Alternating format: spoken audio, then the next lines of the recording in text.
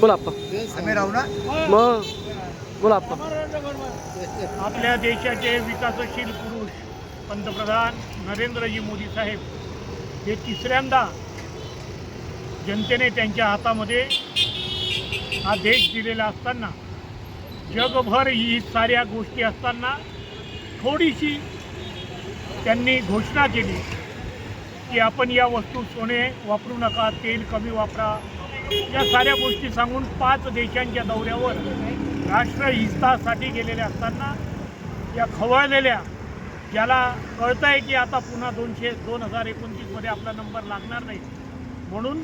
बायको नसताना चिडलेला, सत्ता नसताना चिडलेल्या राहुलने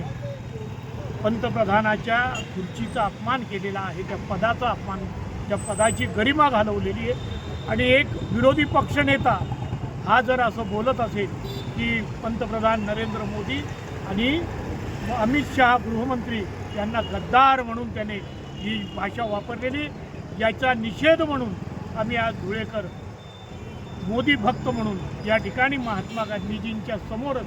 त्यांच्या प्रतिमेला मोदी जी और अमित जी शाह को गद्दार कहने वाले राहुल को गोबर मारो साले को, हे आंदोलन आम्ही या ठिकाणी